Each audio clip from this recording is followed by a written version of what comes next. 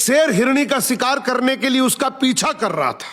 हिरणी भागते हुए दो हट्टे कट्टे बेलों के पास आई और बोली, प्लीज मुझे बचा लो, नहीं तो शेर मुझे खा जाएगा। काला बेल और सफेद बेल बोला, तुम चिंता मत करो, हम शेर को देख लेंगे। जैसे ही शेर वहां पहुंचा उसने कहा, ये मेरा शिकार है, तुम दोनों यहां से हट जाओ।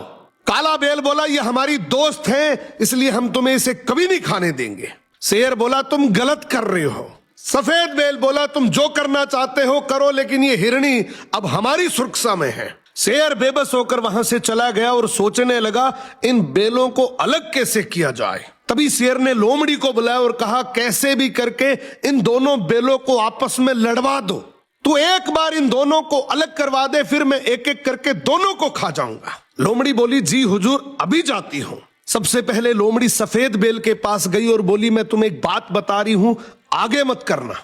बोली, तुम बहुत सुंदर और समझदार हो, जबकि काला बेल तुमसे जलता है। फिर लोमड़ी काले बेल के पास गई और बोली, तुम इतने हट्टे कट्टे, इतने ताकतवर हो, जबकि सफेद बेल कहता है कि हम दोनों शेर से इसलिए बचे हुए हैं क्योंकि मेरे में समझदारी है, वरना शेर कब का ही हमारा शिकार कर लेता। ये तो गलत बात है, मेहनत तो तुम ज्यादा करते हो और सारा क्रेडिट वो ले रहा है। अब धीरे धीरे दोनों बेलों में लड़ाई शुरू हो जाती है और एक दिन ऐसा आया कि दोनों ने अलग अलग रहने का फैसला कर लिया। इसी बात का फायदा उठाकर शेर सबसे पहले काले बेल के पास जाता है, उसका शिकार करके उसको खा जाता है। अब लोमड़ी कहती है, हुजूर, सफेद बेल भी जंगल में अकेला घूम रहा है।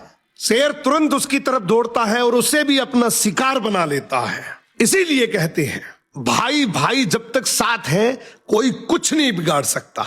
और जैसे ही एक दूसरे से अलग हुए, हर गली नुक्कड़ पर ऐसी लोमड़ियां बैठी हैं जो उस अकेलेपन का फायदा उठा सकती है।